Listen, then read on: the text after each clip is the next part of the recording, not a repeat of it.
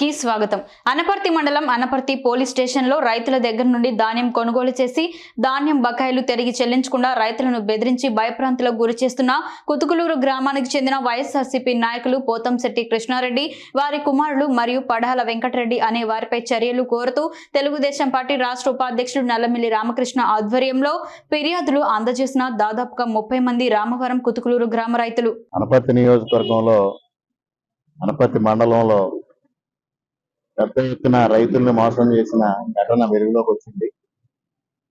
దాదాపుగా 4-5 కోట్ల రూపాయల మేరకు ఇవాళ కౌలు రైతుల బాకీలు వైఎస్ఆర్సీపీ నాయకుడు ఎగ్గొట్టిన పరిస్థితిని చూస్తా ఉన్నాం. ఇది పూర్తిగా అధికార పక్షం ఆ వ్యక్తికి కొమ్ము గాయడం వల్లనే ఈ పరిస్థితి తలెత్తింది. ఏదైతే అనపర్తి మండలం కుతుకులూరు గ్రామానికి చెందిన పోతంశెట్టి కృష్ణారెడ్డి ఎలియాస్ రాష్ట్రపతి, ఆ వ్యక్తి అదేవిధంగా అతని కుమారులు ముగ్గురు, వారికి వెన్నుదన్నుగా కుతుకులూరు గ్రామానికి చెందిన పడాల వెంకటరెడ్డి అనే పెద్ద కాపు, వీళ్ళందరూ కలిసి రైతులను మోసం చేయడం జరిగింది. రైతుల దగ్గర నుంచి పెద్ద ఎత్తున ధాన్యం సేకరణ చేసి ఇవాళ వాళ్ళందరి డబ్బులు ఎగ్గొట్టి ఇవాళ అదే విధంగా రైతుల పొలాల్లో ఉంచిన ధాన్యాన్ని దొంగిలించుకు వెళ్ళి ట్రాక్టర్లు దొంగిలించుకు వెళ్ళి పెద్ద ఎత్తున ఈ ప్రాంతంలో చోరీలకు కూడా పాల్పడడం జరుగుతూ ఉంది. దీనిపైన ఇప్పటికే వారం రోజులుగా పోలీస్ స్టేషన్లో రైతులు కంప్లైంట్లు ఇవ్వడం జరుగుతూ ఉంది. అయినప్పటికీ కూడా ఎటువంటి పురోగతి లేదు. ముఖ్యంగా అనపర్తి పోలీస్ స్టేషన్ లో ఉన్న పరిస్థితి ఏమిటంటే ఇక్కడ అధికారి ఎవరో తెలియని పరిస్థితి. ఇక్కడ స్థానిక సబ్ ఇన్స్పెక్టర్ గారి దగ్గరికి ఏ ఫిర్యాదుదారులు ఇచ్చినా వారు ఒక మురళీ గారు అనే ఒక ఆయన్ని కలవమని చెప్తా ఉంటారు. మరి ఆ మురళీ గారు అనే అధికారి ఎవరో ఇక్కడ ఎవరికీ అర్థం కావటంలా. మరి ఇప్పుడు మేము వచ్చిన తర్వాత కూడా ఈ రైతులందరూ ఇక్కడ పోలీస్ స్టేషన్ లో కంప్లైంట్ ఇవ్వాలా లేకపోతే ఆ మురళి అనే అధికారికి ఇవ్వాలా అని అడిగితే కూడా పోలీసుల నుంచి సమాధానం లేదు. ఇటువంటి పరిస్థితుల్లో ఇక్కడ ఒక ప్రైవేటు వ్యవస్థల చేతిలో ఇక్కడ పోలీస్ స్టేషన్ వ్యవస్థీకృతమై ఉన్న పరిస్థితి ఉంది.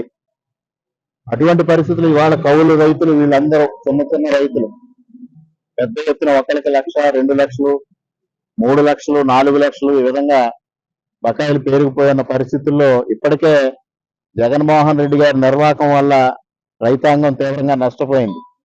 దానికి తోడు పులి మీద పుట్టలో ఇవాళ ఈ ధాన్యం బకాయిలు ఒకటి. ఇక్కడ ఎవరైతే ముఖ్యమైన నాయకుడు ఉన్నాడో ఈ నియోజకవర్గంలో ఆయనకి ఫ్లెక్సీల ఆనందం, ఆర్చీల ఆనందం.